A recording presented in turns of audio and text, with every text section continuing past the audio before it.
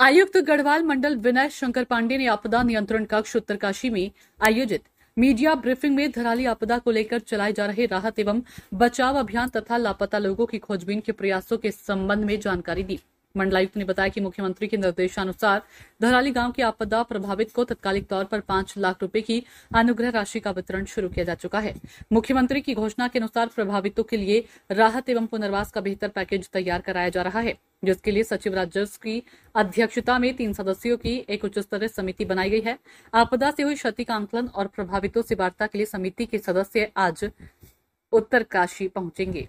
मंडलायुक्त ने बताया कि आपदा प्रभावित क्षेत्र में युद्ध स्तर पर रेस्क्यू अभियान चलाकर 1278 लोगों को सुरक्षित निकाला जा चुका है। प्रभावित क्षेत्र में फंसे सभी बाहरी लोगों एवं जरूरतमंद स्थानीय लोगों को वहां से निकाल लिया गया। मलबे के भीतर दबे लोगों की खोज करना शासन की सर्वोच्च प्राथमिकता है, जिसके लिए एनडीआरएफ की टीम सहित अलग से एक विशेष अधिकारी मौके पर तैनात हैं। एसडीआरएफ की आईजी भी मौके पर कैंप कर रही है। देहरादून से 10 विशेषज्ञ भूवैज्ञानिकों की एक विशेष टीम भी भेजी गई है। राहत एवं बचाव कार्य तथा सर्च ऑपरेशन को तत्परता से संचालित करने के लिए जिलाधिकारी लगातार प्रभावित क्षेत्र में ही कैंप कर रही हैं। प्रभावित लोगों को पर्याप्त मात्रा में खाद्यान्न, कपड़े व दैनिक उपयोग की सामग्री उपलब्ध कराई जा चुकी है।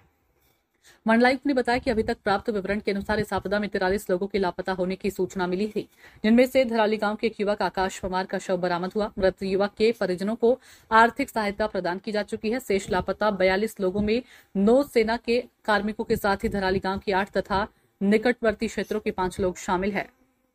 टिहरी जिले का 1, बिहार के 13 और उत्तर प्रदेश के 6 व्यक्ति भी लापता बताए गए हैं। इनके अतिरिक्त 29 नेपाली मजदूरों के लापता होने की भी सूचना मिली थी, जिनमें से मोबाइल नेटवर्क बहाल होने के बाद 5 व्यक्तियों से संपर्क हो चुका है। शेष 24 मजदूरों के संबंध में उनके ठेकेदारों से अधिक विवरण नहीं मिल पाया। संबंधित ठेकेदारों को कहा गया कि इन मजदूरों को जहां से लाया गया वहां से उनके मोबाइल नंबर तथा अन्य जानकारी प्राप्त की जाए। ऐसा माना जा रहा है कि अभी तक सकुशल मिले 5 मजदूरों की तरह शेष अन्य मजदूर भी अन्यत्र जा सकते हैं। केदारनाथ आपदा के दौरान भी लापता बताए गए कई लोग प्रभावित क्षेत्र से वापस अपने घर पहुंच चुके थे। अन्य राज्यों के लापता लोगों के घरों का पता जुटाकर भी उनकी खोज खबर का प्रयास किया जा रहा है। इन लोगों के बारे में अंतिम वस्तु स्थिति 1-2 दिन में साफ होने की उम्मीद है। हर्षिल में भागीरथी नदी पर बनी झील से पानी निकासी के प्रयास शुरू। मंडलायुक्त ने बताया कि हर्षिल में भागीरथी नदी पर बनी झील से पानी निकासी के लिए सिंचाई विभाग उत्तराखंड जल विद्युत निगम लिमिटेड के द्वारा गत दिन से काम शुरू कर दिया गया है। डबरानी सोनगाड़ क्षेत्र में सड़क मरम्मत हेतु पहुंची मशीनें, पैदल मार्ग पर सुरक्षा व सहायता के अनेक इंतजाम। मंडलायुक्त ने बताया कि आपदा प्रभावित क्षेत्र में सड़क संपर्क बहाल करने का काम तेजी से जारी है।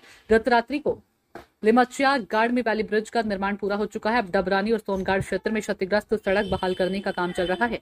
मंगलवार शाम तक इस क्षेत्र में सड़क संपर्क बहाल हो जाने की उम्मीद है। लिमचिया गाड़ में वैली ब्रिज बनने के बाद भारी मशीनों को डबरानी क्षेत्र में पहुंचा दिया गया। डबरानी से सोनगाड़ तक लगभग 5 किलोमीटर पैदल मार्ग पर एक हेल्प पोस्ट एवं मेडिकल कैंप की व्यवस्था करने के साथ ही एसडीआरएफ व वायरलेस टीम को भी तैनात किया गया। डबरानी से सोनगाड़ के बीच खच्चरों के माध्यम से गैस सिलेंडरों को भेजना शुरू कर दिया गया है। जिन हिस्सों में सड़क अवरुद्ध है वहां पर ट्रांसशिपमेंट कर प्रभावित क्षेत्र के लिए जरूरी सामान की आपूर्ति की जा रही है। सड़क बाधित होने के कारण प्रभावित गांवों में प्रशिक्षित आपदा मित्रों एवं पंचायत राज विभाग के माध्यम से लगातार संपर्क किया जा रहा है। प्रभावित क्षेत्र में मोबाइल संपर्क उपलब्ध है। आपदा नियंत्रण कक्ष निरंतर संचालित हो रहा है। प्रभावित गांवों में कोई समस्या होने पर तत्काल सहायता पहुंचाए जाने की व्यवस्था सुनिश्चित की गई है।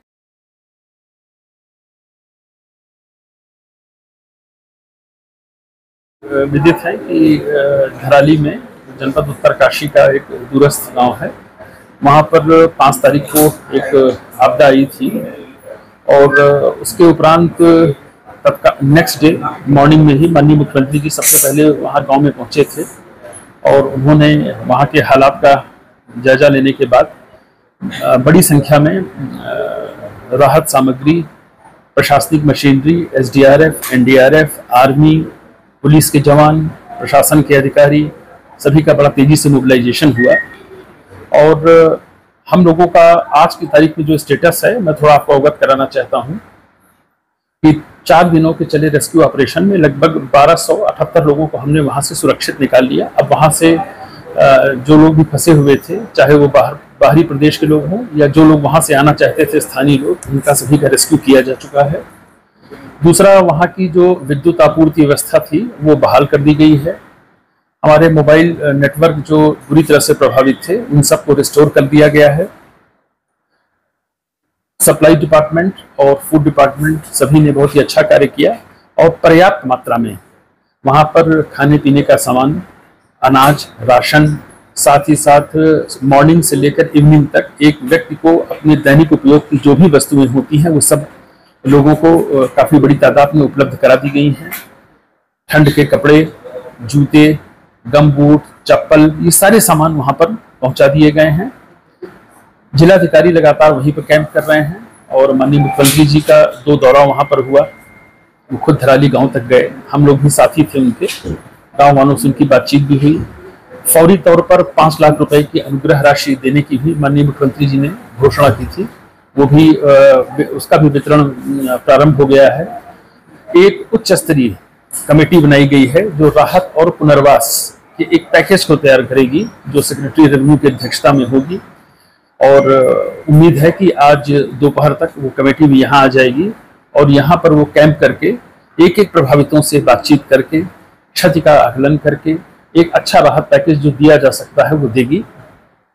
रोड की जहाँ तक कनेक्टिविटी का सवाल है, रोड की भी हमारी कनेक्टिविटी जो हमारा सबसे बड़ा बॉटल नेक और एक जो प्रॉब्लमेटिक एरिया थी वो थी वैली ब्रिज की। वो वैली ब्रिज कल रात में बहाल हो गया और अब सोनगाड और डबरानी की जो एरिया है वहाँ पर भी काम चल रहा है।